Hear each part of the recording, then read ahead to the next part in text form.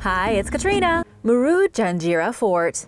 Located on a small island in the waters off western India's Maharashtra state, Maru Janira is a historic sea fort that started out as a simple wooden fort built by some fishermen during the 15th century. During the 16th century, a group of people called the Cities, who are thought to descend from East African slaves, took over the site and built a stone citadel, which still stands to this day. For 500 years, the fort was unconquerable. In its heyday, it was one of the strongest marine forts in India, and the cities were able to fight the Mughals, Marathas, Portuguese, and the British. The sprawling 22-acre property consisted of 19 towers that were equipped with cannons, along with many smaller towers, or turrets, which were also mounted with weapons. Some of the weapons are still visible among the ruins, including 3 massive cannons. The fort had palaces, a mosque, and even freshwater lakes. Maru Janira gained a reputation for being impenetrable, not only because it was impressively well built, but because the cities were exceptionally skilled at diplomacy when it came to interacting with other groups. The fort was occupied until around 4 decades ago, with as many as 550 families living on the grounds at one point. The last family that lived in the fort was an uncle and his niece, who left when he died. Researchers are hoping that the great fort with its rich history will be preserved because as time goes by, its story is getting lost. The world's oldest war memorial. During the 3rd millennium BC, 30 bodies were laid to rest in a massive burial mound near the Euphrates River in what is now the Syrian town of Tal Banat. Known as the White Monument, researchers long believed that the human remains and grave goods belonged to enemy fighters of the people who buried them. But a closer look revealed that the individuals laid to rest were actually members of the local community and militia. Similar burials have been found throughout northern Syria, but the White Monument is distinct in several ways. Unlike the other mass graves, where the soldiers' bodies were thrown into a haphazard pile, the deceased were arranged in an organized fashion after being transported to the site from somewhere else. This was a sign of respect that was generally not afforded to enemy burials. The careful placement of the bodies indicates that the grave is a tribute to local fallen soldiers, making the 4,500-year-old site the world's oldest war memorial. It's unclear whether the individuals buried at the site were the losers or the winners in the battle that cost them their lives, but they were laid to rest with honor either way. These findings came to light when researchers re-examined the site, which was first excavated during the 1980s and 90s. The new information warrants a deeper investigation of other burial mounds throughout the region, in case previous studies missed important details that could change history. Neapolis. In 365 AD, a massive tsunami struck the North African coast in what is now Tunisia, wiping most of the Roman port city of Neapolis off the map. Modern historians know about the disaster based on the writings of a soldier and historian named Ammian Marcellin, who also noted that the tsunami wreaked havoc on the Greek island of Crete and the Egyptian city of Alexandria. This is one of very few mentionings of Neapolis in ancient texts. During the Third Punic War, which lasted from 149 to 146 BC, the city's people sided with Carthage rather than Rome.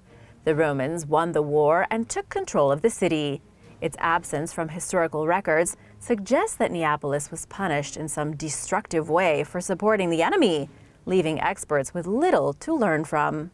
Some of the settlement's ruins are buried beneath the modern-day city of Naboul, making them impossible to explore. In 2013, archaeologists found some submerged ruins of part of the city that had been sucked beneath the waves during the tsunami.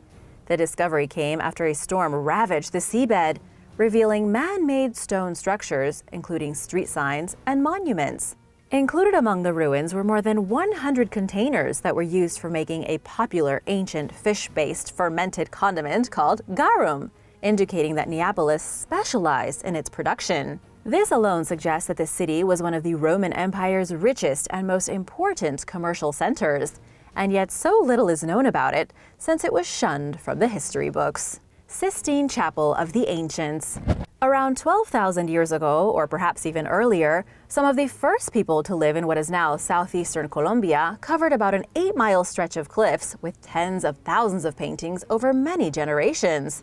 The images mostly depict Ice Age beasts, including mastodons, giant sloths, camelids, and horses. There are also humanoid figures, hunting scenes, geometric shapes, and animals such as deer, alligators, bats, monkeys, turtles, and porcupines. Nicknamed the Sistine Chapel of the Ancients, the red ochre paintings have survived into modern times and comprise the largest collection of rock art in the Americas. Indigenous locals have long known about the images and consider them part of their heritage. Regional experts began studying the site decades ago. But the outside world first learned about the artwork in 2020, when the press mistakenly described it as a new discovery. Some of the murals are located so high up, their painters had to use special ladders. They were created by hunter-gatherers who survived on fish, reptiles, mammals, and fruit. Researchers are using the findings in their ongoing quest to determine who the Amazon's first settlers were. Sadly, they neglected to consult locals for their knowledge and insight on the paintings, leading to tension between the two groups. The Lost City of Nia. Rabbana Merkuli is an ancient stronghold that sits in a valley surrounded by mountains in Iraqi Kurdistan. Its history dates back to the Parthian Empire, which ruled from 247 BC to 224 AD. Archaeologists recently discovered intricately carved rock reliefs at the settlement's 2 entrances, depicting a ruler of the Parthian kingdom of Adiabene. Describing the artwork as ancient propaganda, lead study researcher Michael Brown told Live Science that the rare, life-sized monuments were meant to make a political statement. Experts believe that the site represents the lost city of Nia, which was previously only known to exist based on some of its first-century coins that were discovered somewhere else. The reliefs on the entrances may depict the city's founder, Natunisar. Brown explained that Rabbana Merkuli is the region's largest and most impressive Parthian site, and the only one bearing royal iconography, making it the best candidate for being Nia. He said that the fortress likely played an important role in managing the Parthians' relations with other groups, including Rome, India, and China's Han Dynasty as a center of trade, diplomacy, and military force. There is little evidence of rebuilding at the fort, according to Brown, who estimates that it was used for no more than 100 years. The Parthians' reasons for abandoning it are a mystery. Shima. For a long time, a series of rock walls on China's Loess Plateau were mistaken for being part of the Great Wall. It makes sense since traces of the iconic structure run through the region, but researchers began to rethink this initial assessment when jade fragments and artifacts started turning up. The material wasn't used to build the Great Wall, and its nearest source was over 1,000 miles away, which means that the items had been brought there from somewhere else. Archaeologists excavated the site in recent years and found the ruins of a 4,300-year-old fortress city that thrived around a massive 230-foot-tall step pyramid that spans 59 acres at its base. Over 6 miles of protective walls surrounded the settlement, known as Shima. The pyramid consisted of 11 levels that were each lined with stone. Its top level consisted of palaces where the city's rulers and elites lived. It's also where art and industrial production took place. Some of the most shocking evidence the team found came in the form of 6 pits filled with decapitated skulls, indicating that human sacrifice took place at Shima. Most of the sacrificial victims were young girls who may have been taken prisoner as members of a rival group. The findings represent the first evidence of ritualistic human sacrifice in Chinese history. Shima could perhaps be best described as a cultural enigma unlike any other ancient city ever found in China. As experts learn more about it, the discoveries have the potential to upend their understanding of the region's past. Quinning. During the 1960s, archaeologists discovered the ruins of a village hidden in the thick vegetation at South Africa's Suikersbosrand National Park. It wasn't until 2012 that satellite images revealed that the settlement was much bigger than researchers had ever realized. In 2019, an aerial survey using LiDAR technology showed even more previously unknown structures, putting Quinning's size at 3 times bigger than was originally thought. People began settling at Quinning during the 15th century. It grew from there, and by the time the city reached its peak in 1820, it contained between 800 and 900 walled compounds, with each housing anywhere from a handful of families to many families. At the time, it was home to somewhere from 5,000 to 10,000 people. Researchers dated Quinning based on its architectural style, which resembles structures built by other early civilizations throughout southern Africa during the same period. Its inhabitants were from a group called the Tswana, who still live in the region. Because they have no written language, discoveries like this help to shed light on their history. Speaking with Live Science, archaeologist Karim Sader described Quinning as the largest of the known pre-colonial Tswana capitals. It was ultimately destroyed and abandoned sometime during the 19th century, most likely due to civil warfare. Sahama Lines. The largest archaeological site in the Andes is located in the western Bolivian highlands, where an ancient web-like network of pre-Hispanic linear paths occupy an 8,700 square mile area. They run a combined length of nearly 10,000 miles and take up 3 times as much space as the famed Nazca Lines. Known as the Sahama Lines, the paths may date as far back as 1000 BC and were created over many generations. They were constructed by scraping away the ground's surface rock, soil, and other material to reveal the lighter layers underneath.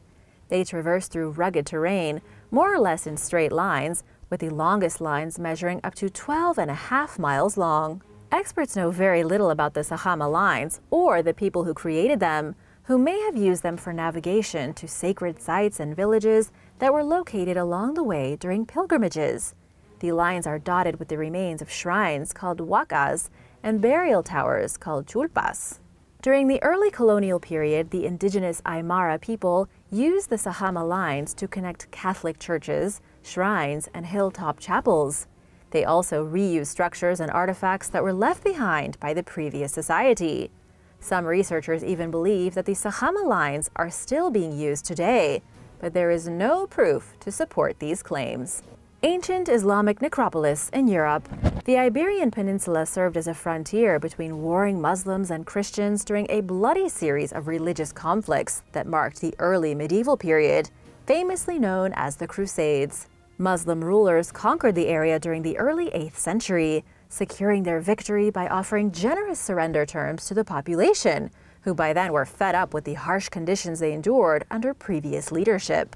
The new ruler, Amir Abd al-Rahman, established the Andalusian Umayyad dynasty in 756 AD, delivering a newfound stability to the region that its residents had never experienced.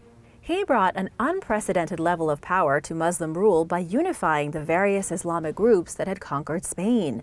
Over the next several centuries, the area became home to one of the greatest Islamic civilizations of all time. Christians retook the region in 1492 and erased nearly every trace of the cultures they conquered.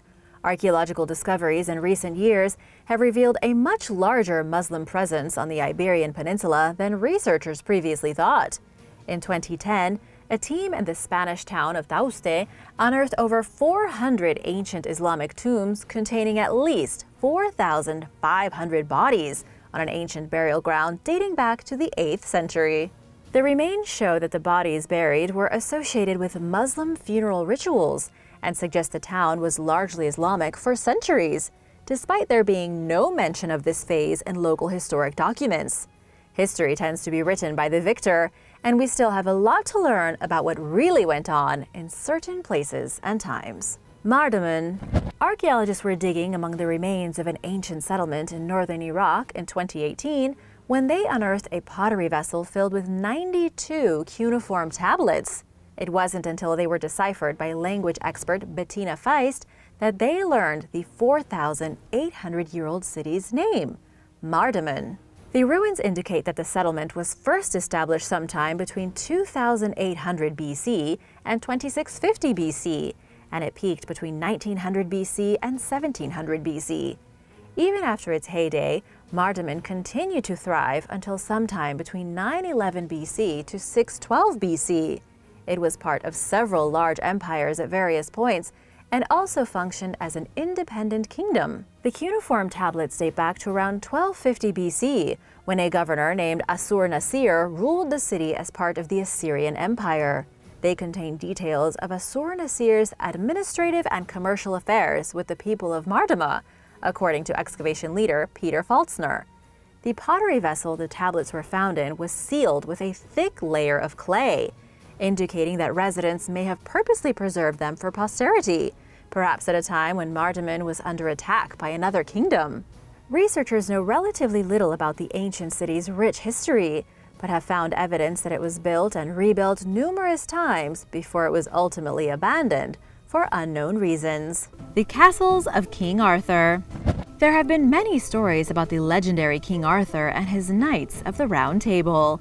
Whether these stories are true or not has been debated for centuries, including many arguments as to where Camelot, his castle, was located. However, there are many real places associated with this legendary king. In southwest England, in the country of Cornwall, Tintagel Castle sits among rugged cliffs on the northern coast of the country. This is where it is rumored that King Arthur was conceived with the help of the magical Merlin.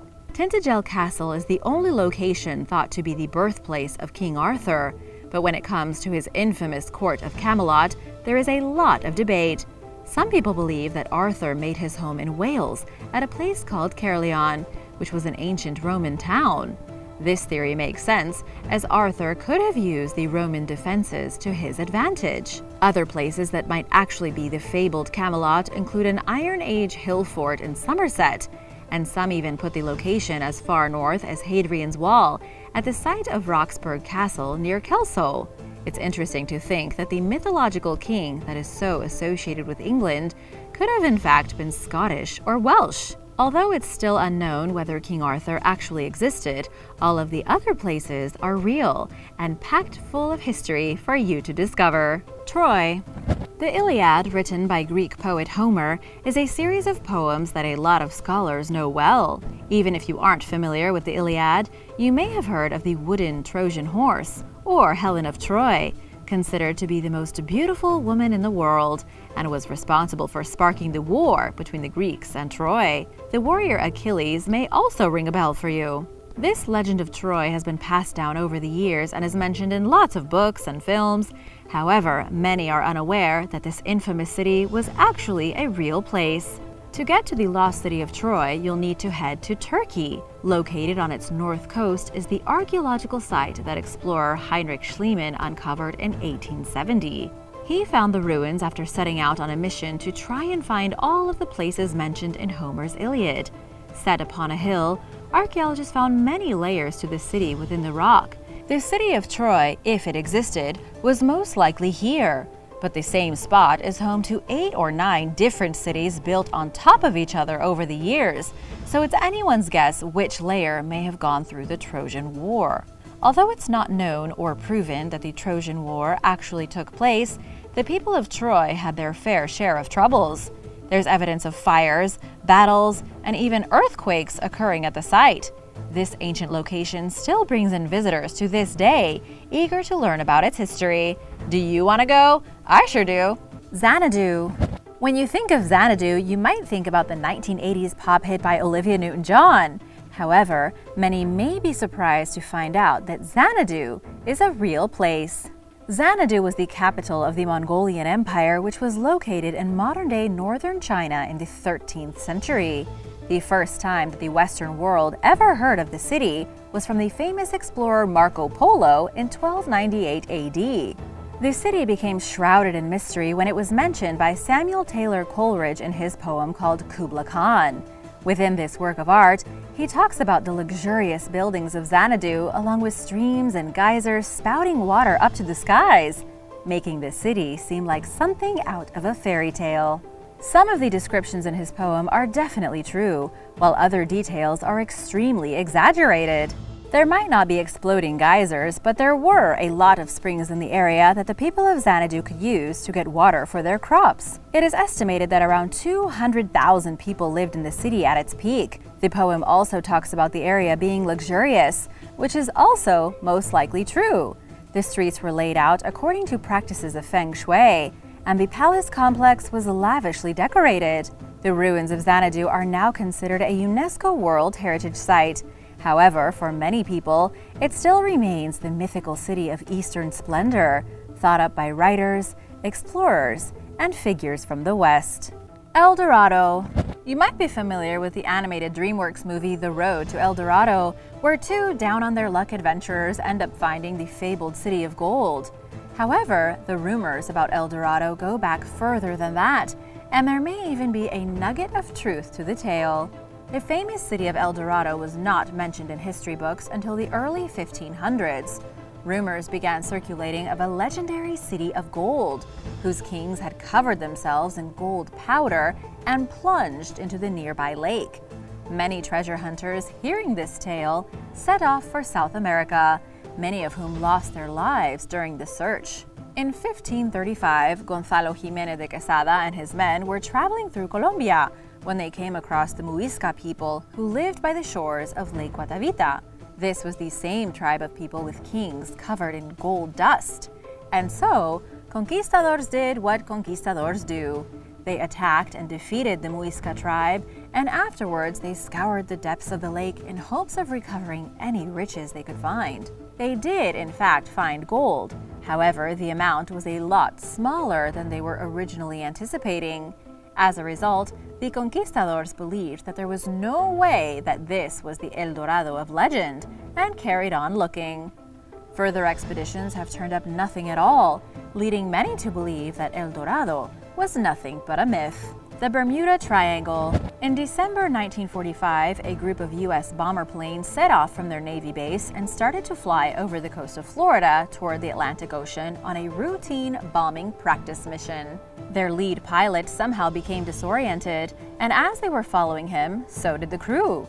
They were never seen or heard from again, and even the plane that was sent to rescue them disappeared as well. These pilots are just one example of the many other people that have gone missing in the area called the Bermuda Triangle. This place has claimed at least 50 ships and 20 airplanes that we are aware of. Stretching between Florida, the Greater Antilles, and Bermuda, after which it is named, the Bermuda Triangle is a stretch of sea that seems to swallow up travelers and their vessels, making them vanish without a trace.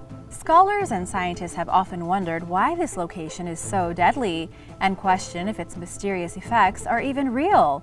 Over the years, many theories have emerged as to why strange things happen here. Some people believe it is alien activity, the lost city of Atlantis, or even sea monsters that cause the phenomenon. Others suggest it could be due to magnetic fields or gravitational disturbances. Either way, the true reasoning remains unknown, and many planes and ships still avoid passing through the dangerous Bermuda Triangle to this day. What do you think is really going on there? Let us know what you think in the comments below, and don't forget to subscribe if you haven't already. Mount Olympus. Mount Olympus has long been considered the home of Zeus as well as the other major Greek gods. Here, Zeus is thought to have reigned supreme, watching over civilization below. By his side is said to have been his jealous wife Hera, as well as the entire pantheon of gods and demigods, such as Athena, the goddess of wisdom, and Ares, the god of war. Because Mount Olympus is drenched in ancient lore, a lot of people might assume the place is nothing but a legend. However, many would be surprised to find out that Mount Olympus is a very real place, located in Greece. Granted, nobody has proof that any gods reside there, and lightning bolts don't come shooting down to smite people from the vengeful Zeus. However, you could understand why so many people thought this was a suitable location for deities to be living. The sheer size of Mount Olympus measures 9,570 feet tall, which would have meant it was definitely an imposing sight to the ancient Greeks living down below. Its many peaks are often either covered in snow or hidden among the clouds, so it would have been easy for the Greeks to imagine gods scheming from up above. There are surprisingly 3 notable mountains with the same name out there. The one I mentioned in Greece, one in nearby Cyprus, and Olympus Mons, the tallest mountain on Mars. Babylon. Babylon is often seen as one of the ancient cities of legend. You might have heard about its famous hanging gardens, which created a green oasis in the middle of the dry and arid desert. Otherwise, you might know the song Rivers of Babylon, or could have even read about it in the Bible. However, the ruins of this great civilization can still be found to this day in northern Iraq. Back then, Babylon was huge as far as ancient cities go. For an idea of the sheer size of it, the closest modern comparison is the city of Chicago in the United States. Chicago is far from a small place, measuring 234.5 square miles. Babylon was a great metropolis with large temples, beautifully decorated palaces covered in tiles, and bustling streets. It's believed the Hanging Gardens were part of a temple, which some think was the inspiration for the Tower of Babel from the Bible. One of the more amazing things about this city was the wall that surrounded it. This was far from the walls of your regular house. In fact, 2 chariots each, led by 4 horses, are said to have been able to pass one another on the road on top of the wall. Sadly, Babylon's greatness did not last forever. In the 2nd century BC, the great city was sacked by the invading Parthians and left to crumble into ruin. The site is still protected by UNESCO, but remains a shadow of what it once was. Dracula's Castle. When you think of a vampire, you're most likely going to say Dracula. In Bram Stoker's novel of the same name, Count Dracula is a fearsome vampire from Transylvania who had an imposing castle high up on a hill looking down onto the village below. This is a scene you'll be all too familiar with from a lot of horror-themed movies, TV shows, and games. But does Dracula's castle actually exist, or is it a work of fiction? Bran Castle is a real place in Transylvania, and it is commonly known as Dracula's Castle today. It is located in the commune of Bran in Brasov County and is highly marketed as the residence of the title character from the book. Bran Castle is the only one in Transylvania that matches the author's description, and although he never visited Romania, he is said to have based the imaginary Dracula's Castle off of an illustration of Bran Castle from the book Transylvania, Its Product and Its People, written by Charles Bonner. The whole vampire thing may not be real, but it's interesting to note that the people of the nearby area have some superstitions of their own. They believed that certain people, who they call strigoi, lived regular lives during the day, but at night their spirits left their bodies and haunted the village, torturing its inhabitants until sunrise. That sounds terrifying to say the least, and it's said that the Dracula character was derived from these local legends. Area 51. The government has confirmed that Area 51 is a completely real place. However, it's located somewhere that is completely shrouded in mystery.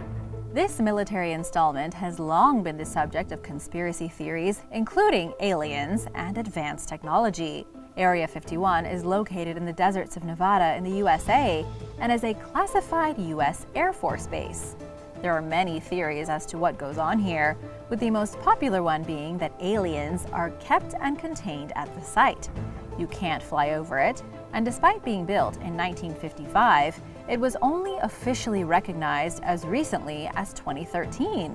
That's enough to make anyone wonder what's going on there. Area 51 covers a patch of desert that is over 2.9 million acres in diameter. That's a whopping 4,531 square miles. It covers such a large area of land that it's no wonder why people have so many conspiracies about it. In 2019, a group of people got together and decided to storm Area 51. They planned to find out just exactly what was happening there. Thankfully, it all ended up being a joke, and nothing really happened. If folks did try and get into the military base, they'd most likely have a bad time, especially since the area is heavily guarded. The official use for Area 51 is documented as a place to test and develop brand new aircraft and spy planes. This would seem to make sense, as satellite images show a runway over 2.3 miles long. However, it hasn't stopped the place from being the target of theories and myths still to this day. Gate to the Underworld. In ancient Greece, when a loved one passed, it was believed they were taken to the Underworld, or Hades, the realm of the dead. In some Greek myths and legends, heroes have even tried to go there in order to bring back a special person to the land of the living. The most famous of them is Orpheus, who managed to get all the way there to find not his wife, but an apparition of her, presented by the gods to mock him for trying to save her. But where would Orpheus have had to travel in order to get there? It's thought that what the ancient Greeks believed was the gate to the underworld was most likely the Alipotripa cave, which in fact is a real place with some surprising history behind it. Located in Mani, Greece, the cave is huge, measuring almost 1,000 feet in length. Even more remarkable than that, hundreds of prehistoric people would have lived here as a community based on everything that archaeologists have found. However, in a grisly turn of events, one day around 5,000 years ago, everything changed. An earthquake led to the entrance of the cave collapsing, meaning that everyone inside was buried alive. It seems like the gate to the underworld lived up to its name after all. Craginstein Castle. Craginstein Castle is positioned precariously on the edge of a vertical rock face in Switzerland. It's the very definition of a cliff castle, blending so seamlessly with the stone you might not even see it if you walked along the valley below and looked up. And although the castle must have been extremely difficult to build, requiring skilled laborers and a lot of planning, very little is known about it. Dating timbers found on the site suggest it was constructed around the year 1312, and yet that's about as far as the history of this place goes. Craginstein Castle was built on a very narrow overhanging rock shelf. There is a small natural ledge from which the builders were able to make a foundation. They used what little space they had to build a towering castle against the cliff as a fortification for a local distinguished family. We don't know who that family was, although historians think it was the Craginstein family that died out in the 15th century. They must have felt extremely safe inside their castle's walls. You couldn't exactly march an army up the side of the cliff to attack the place, making it easily defendable. It originally had 3 stories: living quarters, a kitchen, and multiple rooms for the family. Nowadays, though, it's a sad ruin, so you have to use your imagination to think of what it would have looked like. The Tomb of Jesus. In 1980, about 3 miles south of the Old City in East Jerusalem, something shocking was discovered during the construction of an apartment building. In the neighborhood of East Talpiot, a stone-cut tomb was found with a bone box inscribed, "Jesus, son of Joseph." The tomb also contained the ossuaries, boxes containing the bones of the dead, of Mary, Jesus' mother, and Mary Magdalene. And as if finding all 3 of these famous biblical figures in one place wasn't enough, another ossuary was discovered with the inscription, "Judah, son of Jesus." This was a monumental discovery and one that the church quickly swept under the rug. The suggestion here was that the family tomb of Jesus had been found. Jesus, his mother, Mary Magdalene, his wife, and his son. It's now called the Talpiot tomb, and the church has never confirmed the bodies found within as belonging to Jesus and his family. Director James Cameron produced a controversial documentary about the tomb in 2007. He and journalist Simka Jacobovici claimed the tomb was the burial place of Jesus of Nazareth and his extended family. If true, this would be proof that Jesus did not rise from the dead. Instead, he was a prophet who preached the word of God and then was buried peacefully with his family. What do you think? Was this discovery real or just a hoax? Let me know in the comments below. Australia's Bermuda Triangle. Off the coast of Western Australia, there is a mysterious patch of ocean that's been compared to the Bermuda Triangle. This strip of coastline is home to at least 1,600 shipwrecks, along with tales of piracy and intrigue. The coastline of Western Australia is 8,000 miles long. Starting around the 1600s, it became a burial ground for vessels. Explorers and merchants from Britain and Portugal, even the Netherlands, crashed their ships here frequently. The coastline was part of a sailing route from Europe to Indonesia, but it was extremely treacherous. Even today, the waters are still known for their natural booby traps, such as the shallow reefs, sea cliffs, and unpredictable weather.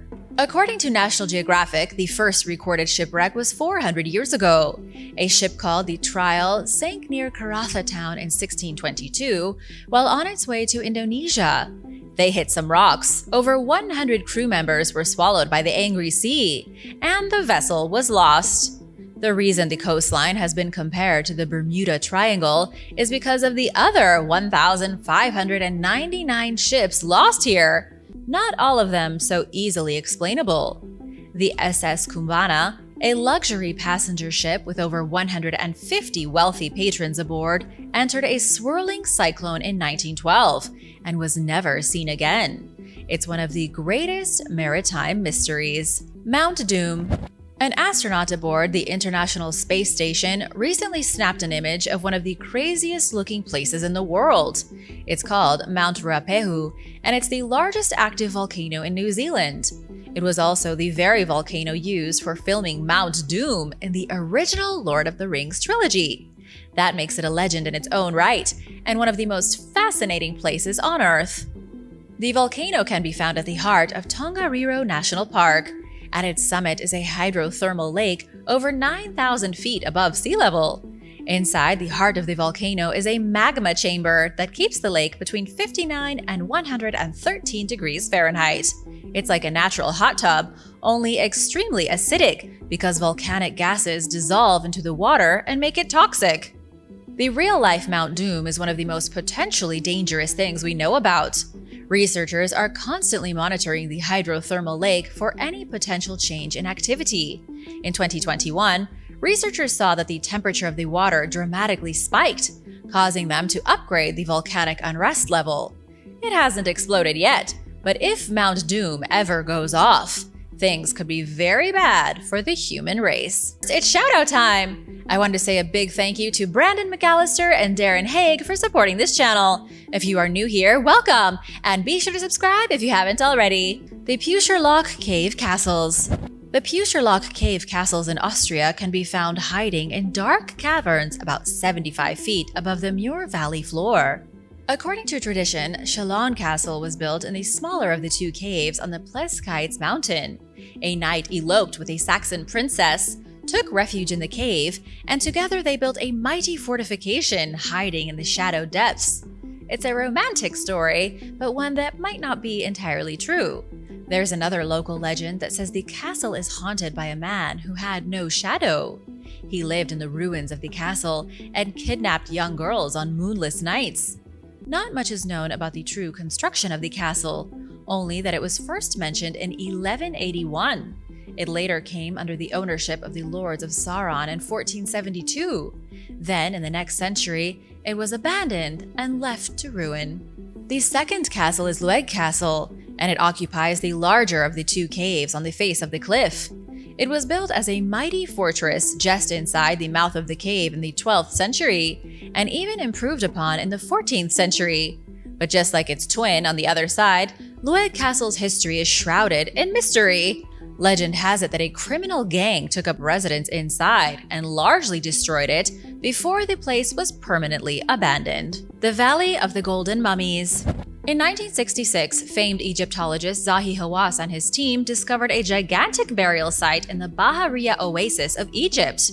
They came across an astounding collection of 250 mummies, in what was quickly dubbed the Valley of the Golden Mummies.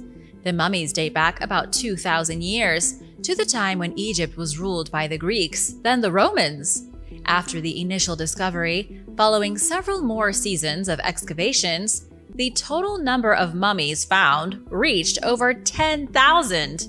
This is one of the most incredible places in Egypt that nobody has ever heard of. The Valley of the Kings is certainly something to behold, but the Valley of the Golden Mummies is unprecedented for the sheer scope of burials that took place here. Even more shocking is that the mummies were in remarkably good condition when they were found.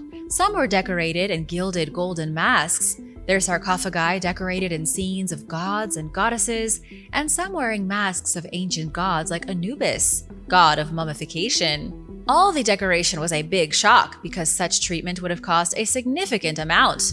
That suggests the population here was wildly wealthy. Around the time the mummies were buried, Egypt was home to about 7 million people. There were likely around 30,000 people living out in the isolated Bahariya Oasis, and for some reason, they were all insanely rich. Experts have guessed it could be because they were producing wine and selling it around the world. The ancient religion of Lake Titicaca. 1,200 years ago, Lake Titicaca in Bolivia was seen by the locals as the center of the universe. A reef in the middle of the lake would grow to become a kind of natural treasure chest, containing all the most valuable possessions of the Tiwanaku people who lived nearby. In 2013, underwater archaeologists uncovered a cache of sparkling treasure that had been hiding over 12 centuries. It took 6 years of research, but scientists finally learned the truth of the treasure in the lake. It appears to be evidence of a mysterious religion that allowed the Tiwanaku to become the dominant kingdom in the region. The treasure was found by archaeologists near the Island of the Sun, which is home to many sacred sites. The Tiwanaku used the island as a ritual hub, building temples and altars and other important structures starting around 500 AD. Researchers believe it was the Tiwanaku's control over Lake Titicaca that allowed them to hold such influence over other civilizations in Chile, Peru, and Bolivia. This is because scientists have never found evidence of military might. The Tiwanaku likely didn't have a standing army, or at least not a very good one. Instead of fighting with force, they dominated other civilizations through religion. Think of it like how the Vatican controls so much of the world, even though they have practically zero military might. The Tiwanaku likely did this by creating their very own religion with Lake Titicaca at its center. The lake was considered the birthplace of humanity, and over generations, they turned it into the most important place in the world. Researcher Jose M. Capriles from Penn State University says the Tiwanaku people became the authority over the institution that governed behavior. They came up with a scare tactic. If you behaved nicely, you got to be immortal. But if you were bad, the great deity would punish you for all eternity. This ownership of a new and powerful religion helped the Tiwanaku to expand while giving them significant political power. At least it did until they suddenly collapsed around 1000 AD. The Catacombs of Domitilla. Twisting underneath the streets of Rome are over 10 miles of dark and creepy passages that make up the Catacombs of St. Domitilla. 10 miles and 4 levels, with passages stacked one on top of the other like an underground ant's nest. These catacombs are underneath the Eternal City, filled with roughly 26,000 tombs from some of the earliest converts to Christianity in the world. Up until the 2nd century AD, Christians were not allowed to be buried inside the borders of Rome. They had to bury their dead in communal burial grounds outside the city limits. This did not sit well with Christians as they began to amass power. And besides, burial space was becoming a bit of an issue. Underground tombs needed to be dug anyway because there just wasn't enough room on the surface for all the dead people accumulating in Rome. It was cheaper to dig deep tunnels and fill them with bodies while charging the families for burial plots. The catacombs got their name from the Domitilla family, which included Emperor Vespasian, Emperor Titus, and Emperor Domitian. The family was who initially ordered a series of catacombs to be dug in the first place. Up until the 5th century AD, the catacombs were used primarily for burying Christians. Non-Christian members of society were typically okay with being cremated, which was more economical and didn't take up much space. But by around 500, pretty much everyone in Rome was Christian. The catacombs were full and sealed, then went undiscovered until 1593. They were lost all throughout the Dark Ages. And in case you were wondering, the catacombs do still hold thousands of bodies. Rockigari. Rockigari was built by the Harappan civilization, also known as the Indus Valley Civilization. It dates back 5,000 years to the cradle of humanity, making it one of the earliest major metropolises in history. It was first excavated in 1998, then again in 2001, and more recently in 2013 to 2016. What archaeologists have found throughout their investigations is that Rockigari was an extremely advanced city. It was planned well to begin with, and it may have been the largest of all the Indus Valley cities. It boasted very impressive architecture. The houses had multiple floors, there was an efficient drainage system, houses had kitchens, and it was likely a major trading center of the ancient world. We know the Indus Valley civilization originated in what is now Pakistan. They dominated the region from between 3300 to 1300 BC for 2,000 long years. The Indus Valley, Egypt, and Mesopotamia were the 3 biggest civilizations at the dawn of the civilized world. Rockigari and their other cities may have had up to 60,000 citizens each. Researchers believe it was unexpected climate change that brought an end to their civilization. The climate grew colder and drier, starting around 1800 BC. The monsoon weakened, and suddenly there wasn't enough water to sustain the population. The city of Rockigari was abandoned and lost. The Temple of Hercules. Not much remains these days of the great Temple of Hercules at Agrigento in Sicily. The temple was constructed 2,600 years ago, likely as a monumental shrine to the famous Greek hero Hercules. In the 6th century BC, the temple stood in the ancient city of Acragas.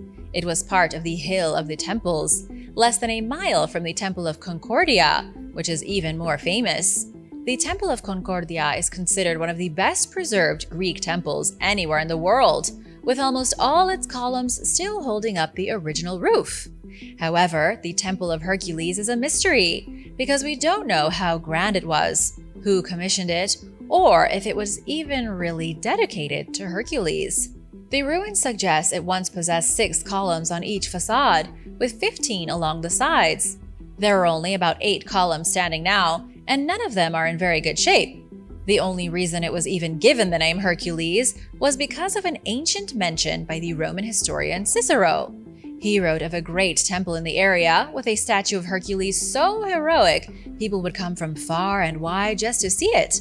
The statue has never been found, nor have its remnants, and there are no other historical mentions of the temple to say what it may have been used for. Antioch. Antioch was founded in the year 300 BC by a man named Seleucus. He was a general of Alexander the Great and one of his best. The city of Antioch grew to be the most vibrant metropolis in the Greek East.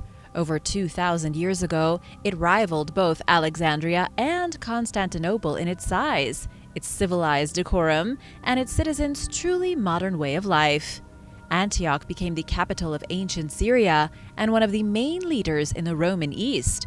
By the 4th century AD, the Roman Empire had 4 major cities from which it could govern most of the known world around the Mediterranean. They had Rome in Italy, Alexandria in Egypt, Constantinople in Turkey, and Antioch, also now in Turkey. Antioch grew into a pulsing beast of new ideas and freedom of thought. It was like New York City back in the day, where entrepreneurs from all over the Mediterranean came together in a melting pot of culture, faith, and new ideologies. There were 500,000 people living here in the 4th century, many involved in philosophy and art. Then came the fall of Rome. By the 6th century, earthquakes, famines, and outbreaks of disease weakened Antioch to the point that it crumbled. It became buried under the dust of the desert for almost 2,000 years, until it was excavated in the 1930s. The Lost City of Cambay.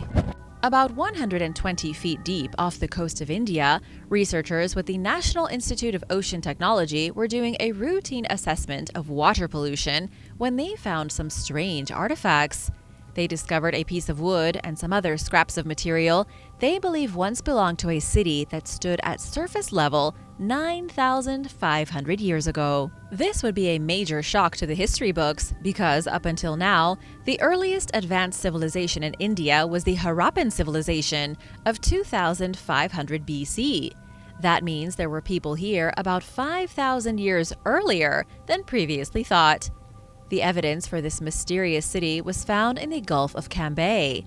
What we're looking at here could just be the Atlantis of India, a highly advanced civilization that fell into the water following an unknown catastrophe. Researchers allegedly took acoustic images which revealed geometric formations spread across the seabed. These formations appear to be the remnants of foundations and the outlines of city buildings. One of these structures even appears to have sunken steps going down to a flat bottom, kind of like a swimming pool. We don't know for sure if this really is a lost city yet, especially since these findings were revealed in 2002 and very little new information has been made public. Either nothing is going to come of this discovery, or the information is just being suppressed. Nunia. Archaeologists have just uncovered the remains of what might just be a lost royal city from 2,000 years ago. The discovery was announced recently in 2022, although the dig at the site started in 2009. Researchers were held up in the Zagros Mountains of Iraq digging up the city for over a decade. The city fortress compound is 2.5 miles long. It was built all along the side of a vast mountain range so that small neighborhoods, huge citadels, carved reliefs, and religious structures were all built into the rock. This city stood at the border of Adiabene and the Parthian Empire. The Parthian Empire was one of the most powerful in all of Iran and Mesopotamia, according to lead researcher Michael Brown.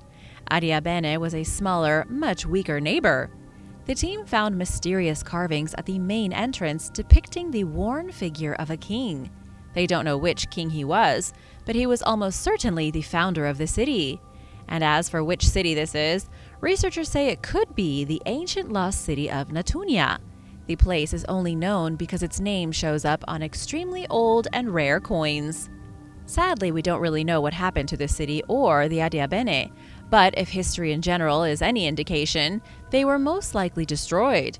These days, very little of their majestic mountain city still stands. There are broken ramparts, the foundations of impressive towers, and the ramshackle rubble of houses. All these things slowly breaking apart and falling down the mountain in cascades of shattered stone. The first capital of Egypt. Tigenu is believed to have been the very first major capital of the United Egyptian civilization. This city was supposedly founded during the early dynastic period, when North and South Egypt came together for the first time in history. This was the earliest point in ancient Egypt's history, the first dynasty of Egypt circa 2925 BC. This was the start for what would become the most captivating society in human history. But the beginning of Egypt isn't nearly as well documented as the centuries and dynasties that came after. One of the earliest writers was a man named Manetho. He claimed that a tribal confederation known as the Thinite Confederacy was behind the creation of the city of Tigenu. These people preceded the unification of Egypt, going as far back as 3100 BC. But once Egypt had unified, the Thinite Confederacy founded the very first capital of Egypt and ruled the nation from there up until the founding of Memphis. But here's where history gets a little confusing. Archaeologists and historians already agree that Memphis was the first capital and that it was founded by Pharaoh Menes in 2925, directly following the unification. Memphis is where the Great Pyramids of Giza were built. The lost city of Tigenu, on the other hand, has never been discovered, and it's for these reasons that some don't believe it ever existed and say it was all just part of some ancient fairy tale. Heiko and Yamatai. Yamatai isn't just a lost city, it's a lost country. Yamatai was a country in Sino, Japan between the 1st century and the 3rd century AD. The name was first recorded in a Chinese text called Records of the Three Kingdoms, and was said to be ruled over by the priestess Queen Himiko, who died in 248. Himiko was a priestess or a shamaness, elected by her people to lead them after decades of war and strife, and today is still the most legendary ruler in Japanese history. Yet scholars continue to argue over who she was and where her vast and mysterious kingdom was located. The location of Yamatai has been debated since the Edo period of Japan. Some scholars say it's located somewhere near modern Yamato, and some speculate it was a small island nation located south in the Philippine Sea. Others claim northern Kyushu, some say the main island of Honshu. There is no way to know for certain because the ruins of Himiko's capital city have never been found. Some believe she was buried in the Nara prefecture at Hashihaka, a megalithic tomb, but it's all just wild speculation. Karakorum. Karakorum is the ancient lost capital of the Mongol Empire. This city was built by Genghis Khan's son and may have been one of the biggest cities in the world in the 13th century. And although this city is not lost anymore, we know where it is and many of its ruins are still visible on the surface, but much of the ancient metropolis remains hidden. Most of what we know about Karakorum is based on written accounts of European travelers who journeyed across the earth just to see the capital of the Khans. Mongolia isn't exactly the most agreeable when it comes to archaeology. They really don't like digging up their old monuments. Not a lot of research has been done, at least not until now. Archaeologists from the University of Bonn spent 52 days looking at an unprecedented area of 465 hectares of land. They used a superconducting quantum interference device to measure topography and magnetic fields underground. This revealed a detailed map of the subsurface surrounding Karakorum. We knew it was pretty big already because of the ruins, but it looks like there was even more to the great city. It was much larger than anyone had previously believed possible. The researchers identified neighborhoods spreading far in all directions, including production sites and supply settlements. Sadly, Karakorum had a very short life. It was first established by Genghis Khan in the year 1220 as nothing but a camp of yurts. After Genghis died in 1227, his son Agode turned the group of yurts into a fully functioning city. That city became one of the most popular places to be in the Eastern Hemisphere, a major point on the Silk Road, and host to diplomats from all over the world. But by the 15th century, about 200 years later, the city had been entirely abandoned. Atlantis of the Sands. There is a legendary lost city in the southern deserts of the Arabian Peninsula known as the Atlantis of the Sands. Legend has it that this city was destroyed by a natural disaster brought upon them as divine punishment from God. That's quite similar to the story of Atlantis, except that Atlantis was tossed into the ocean because of their arrogance, and the old Greek gods grew tired of them. The lost city in Arabia goes under quite a few different names, but is most commonly called Ubar. The first mention of the city was by explorer Bertram Thomas in 1930. He was moving across the Arabian sands with his camel when his local Bedouin escorts described to him a lost city that had been destroyed. This city was supposedly filled with great wickedness, and so God had to wipe it off the earth. Bertram Thomas never found the city, though he spent quite a bit of time digging through the sand in hopes of finding it. He would later pass the story on to Lawrence of Arabia, who took the search for the city even more seriously. Lawrence of Arabia, real name T.E. Lawrence, wanted to take an airship to explore the area but never got around to it. And to this day, nobody has ever found the ruins of this supposed metropolis, said to have been the capital of a great Arabian empire. The Visai Fort. The Visai Fort in India was once a small yet formidable fortified city. It was a fortress with tall walls and advanced defensive systems, but it was also a self-contained community. It had its own hospital, college, barracks for soldiers, and homes for the 3,000 residents. The city was spread over roughly 110 acres of land, and as of right now, is nothing but a broken ruin. The fortress was originally built by the Portuguese in 1536. This was during the era when the Portuguese armadas were spreading themselves along the western coast of India and slowly conquering the port cities. But before the Portuguese showed up to conquer, Visai had already traded hands multiple times. In the 6th century, Visai was ruled over by the powerful Chalukya dynasty. It later transferred ownership to the Shilahara kingdom in the 8th century, then fell to the Portuguese in 1514. When they got to Visai, they built an unyielding fortress to maintain control over the coastline. But this didn't last forever, and by the 18th century, the fortress had been taken over by the Maratha Empire, and the Portuguese were kicked out. But yet again, history shifted in 1774 when the British attacked, and ever since, the fortified city has been slowly decaying. Lost Acrotii. Acrotii can be found in Santorini, Greece. It's an ancient Minoan city that the Greeks have dubbed their own version of Pompeii. That's because both cities were buried by volcanic explosions. The major difference between the two sites is their age. Pompeii was founded in the year 600 BC and destroyed in the eruption of 79 AD. On the other hand, Acrotii was founded by the Minoans in 4600 BC and destroyed around 1530 BC. Prior to the volcanic eruption that wiped out the city, Acrotii was one of the first places in the Mediterranean to practice democracy. It had its own parliament, no royal palaces, and a relatively free society.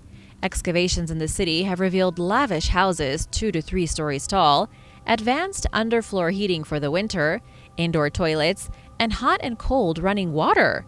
These people were geniuses, and many believe they were probably the inspiration behind Atlantis. The Minoans were on an island. They were destroyed by a natural disaster, and they were one of the first highly advanced civilizations in the world. They match up perfectly with descriptions of the Atlanteans. But living on an island has its dangers. The Minoans built their civilization around the volcano named Thera, right at the center of Santorini. It erupted between 1620 and 1530 BC. The explosion was so huge, it created a crater about 4 miles wide, sent ash over 20 miles into the atmosphere, and set off a tsunami that crashed into Egypt. The city of Acrotii was buried under 200 feet of ash and debris and wasn't excavated until 1967. The Lost Kingdom of Ganjanagara. Ganjanagara translates from Sanskrit to a city on the Ganges. It was the name of a legendary lost culture and their capital city. According to Malay Hindu historical records from the 15th and 16th centuries, the kingdom occupied modern Beruas, Dinding, and Manjung in Perak along the Malay Peninsula. The capital was supposedly based in Beruas, but the whole kingdom collapsed after an attack from the South Indian king Rajendra Chola I. That was in the 11th century, and it resulted in the destruction of the entire kingdom, all its people, and its capital. What makes all this so interesting is that there is not any archaeological evidence to support the legend of the Ganjanagara. All we have are written tales of a place supposedly created by Raja Ganji Sarjuna, who claimed to be a descendant of Alexander the Great. In all likelihood, Ganjanagara was a real place, perhaps a city-state in the Malay region, but it was too small and inconsequential to be recorded in any clarity, and its legend has only survived because of the weak link to Alexander. Bosnia's ancient pyramids. The most mysterious pyramids in the world are not in Egypt, they aren't in ancient Greece, and they can't be found anywhere in Mesoamerica. The strangest and most controversial pyramids on the planet are in the Balkans, in the small European country of Bosnia and Herzegovina. Amateur archaeologist Sam Osmanagic believes these great pyramids are so big, people have been mistaking them for mountains for centuries. He calls one of them the Pyramid of the Moon, and the one standing next to it is the Pyramid of the Sun, rising an unbelievable 720 feet into the clouds. There is also supposedly a third pyramid nearby in the hills, and Sam says all of them are 12,000 years old. Unfortunately, Sam is most likely wrong, because most of Europe was under about 1 mile of ice 12,000 years ago. At this point, humanity hadn't even begun to grow crops, never mind build megalithic structures. The dating just doesn't make sense.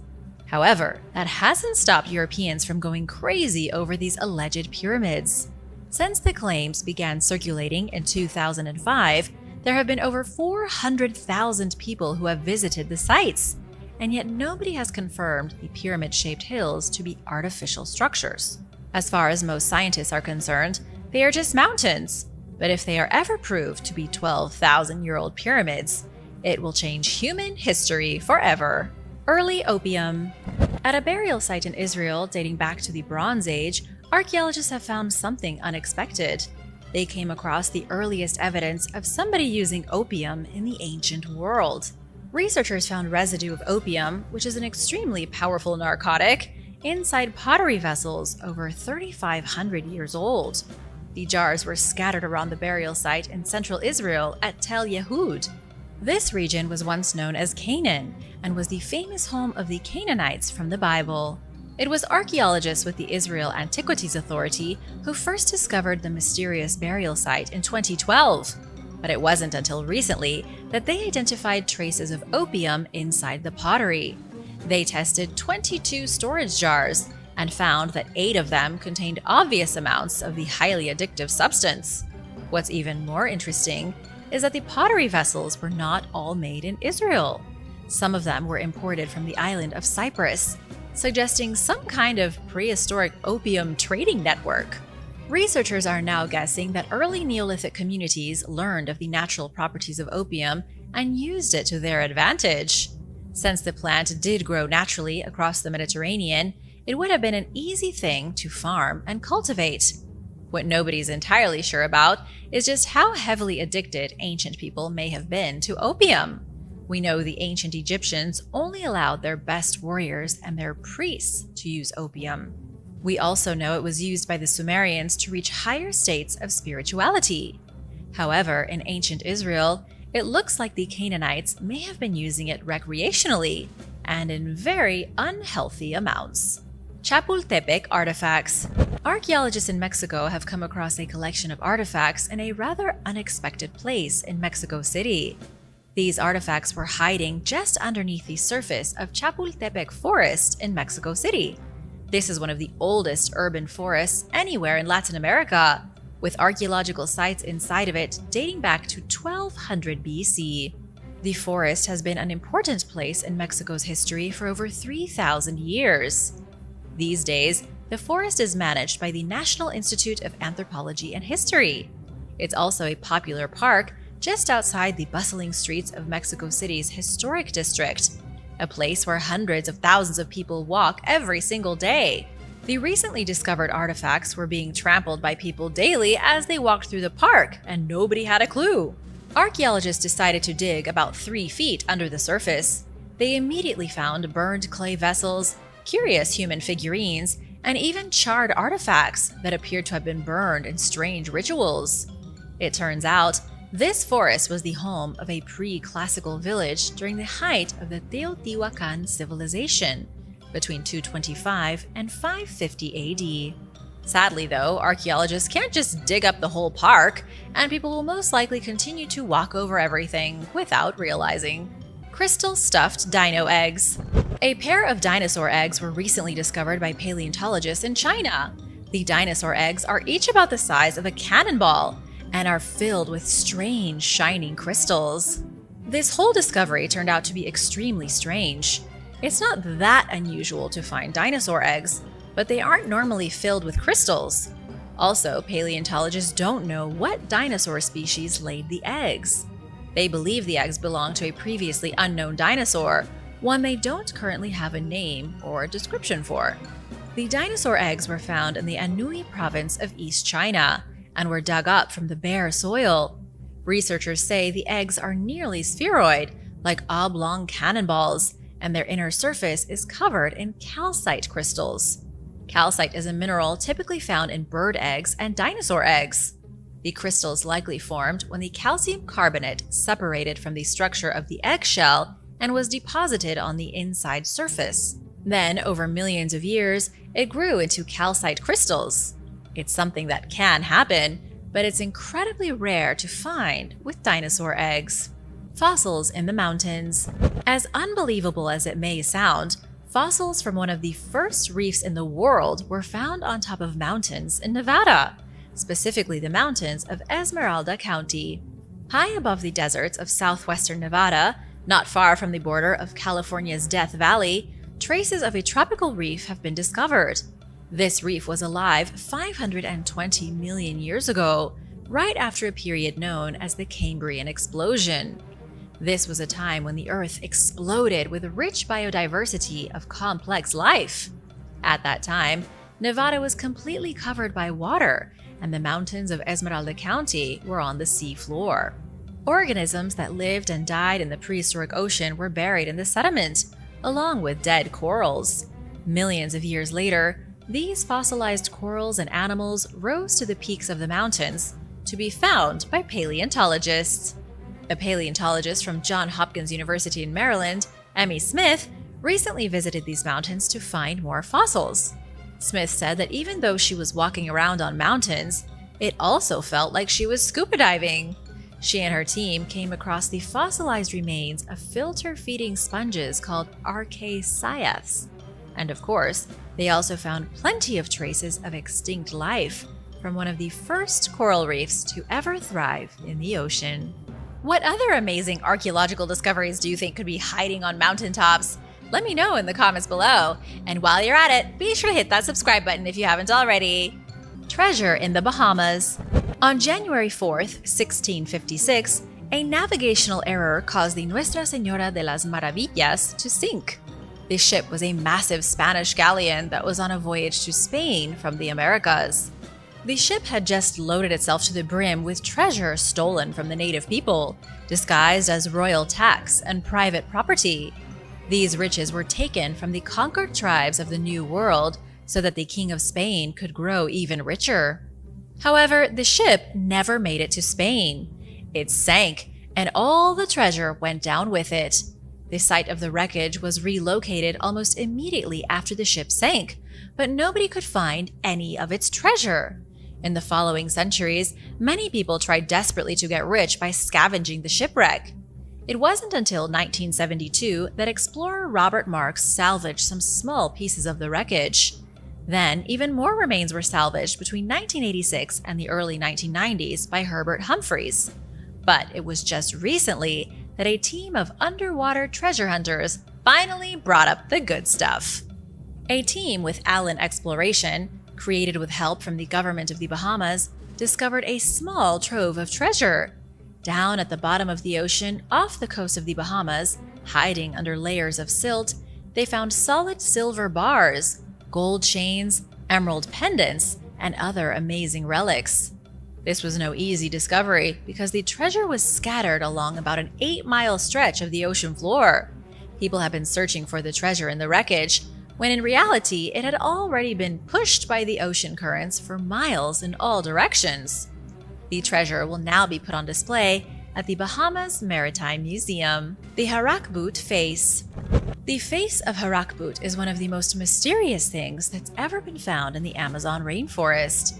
It's located in an extremely remote part of the Peruvian Amazon, first photographed and spread online in 2014. But since then, nobody has studied the face, and we still don't know much about it. All we know is that a large rock in the middle of the jungle appears to have been carved to look like a face, and it most likely happened a long time ago. There's just no way to confirm if the face was carved by human hands or if it's a freaky accident of nature. For the indigenous Harakambut people, the face has always existed. Stories have been passed down from generation to generation of the stone face, and so it's become a silent god to the natives who live in the jungle. The Harakambut also say there are 2 other sculpted stone faces, but they are so deep in the forest, nobody has ever found them. Mysteriously, even though the locals have heard tales of the face of Harakbut for generations, nobody can say exactly where it came from. Not even the Harakambut know who crafted the face or what its purpose was, but they do have some guesses. Because the face is carved into the side of a cliff overlooking a long stretch of river, it may have been made to represent a guardian spirit of the jungle. The Coral City of Lelu. The Coral City of Lelu can be found somewhere that you wouldn't expect to find an ancient ruin. It's on Lelu Island in the Federated States of Micronesia, a small island paradise in the middle of the Pacific Ocean. The island looks like any other random tropical island, and it's covered in tall trees, rich in biodiversity, and has beautiful, pristine beaches. But it was also occupied by a small group of people around the year 1250 AD, and they thrived up until the 19th century, when European missionaries and whalers showed up. There were only around 1,500 people living on the island, but they built a very unique city with its own hierarchy. The city itself was divided into sections based on class, and there was the mighty king in the very center of the city. Then the wealthy aristocracy surrounded the king with houses made of strong basalt rock. To the west, the lower aristocracy lived in less impressive houses made of coral. Spreading out from these rich areas was the bulk of the population, island peasants living in rudimentary thatch huts. But here's what makes the city of Lelu so mysterious. Nobody knows exactly who built it. The people are long gone, and all we have are unreliable reports from early European visitors. 200 years ago, these visitors claimed the mysterious Coral City was built by Spanish castaways, pirates, and some even claimed it was the Japanese. Coins in the kitchen. A couple made a mysterious and unexpected discovery under the floorboards of their own kitchen. The UK couple were undergoing renovations at their home when they stumbled upon an incredible stash of ancient treasure. The couple, who don't want to be named for privacy reasons, found a cup that was no larger than your average soda can. However, This cup was filled to the brim with 260 coins, all of them dating from between 1610 and 1727. According to the Spink and Son auction house where the coins will be sold, their total worth is nearly $400,000. The discovery of the coins is now considered one of the largest of its kind in British history from the 18th century. But the real mystery is just how random the discovery was. They were tearing up their floorboards and chiseling away at the concrete underneath when they thought they hit an electric cable. But it turned out to be an old cup filled with life-changing wealth. The coins were minted during the reigns of King James I, King Charles I, and King George I. Local experts say the coins most likely belong to an influential mercantile family named the Fernley Maesters. They made their wealth trading iron ore, timber, and coal before they turned to lawmaking in the 1700s. They likely buried the coins underneath their house, but then later died. The house was purchased and sold multiple times through the centuries, and nobody bothered to dig up the floorboards. Mammoth Tooth. It was the middle of September 2022 when Art Castillo took a walk along the Cotton Belt Trail in Waco, Texas. According to what Art told local news, he walks this trail about 3 times a week. As he was hiking, he looked down and saw something that seemed a little unusual. It almost looked like a rock, yet it had strange lines and patterns on it. It was also covered in mysterious layers that made it seem important. Art picked up the curious object and took it with him. It turned out that he had stumbled upon a mammoth tooth while strolling through the Texas Trail. He took the artifact to the Waco Mammoth National Monument and learned that he had a fossilized molar from a Columbian mammoth in his possession. The mammoth tooth is between 25,000 and 50,000 years old and was once in the mouth of one of the greatest creatures that ever walked across North America. In the end, Art Castillo didn't even keep the tooth. He donated it to the local museum so that kids and other visitors could enjoy it in the years to come. Thanks for watching! Be sure to hit that subscribe button if you haven't already, and I'll see you soon. Bye!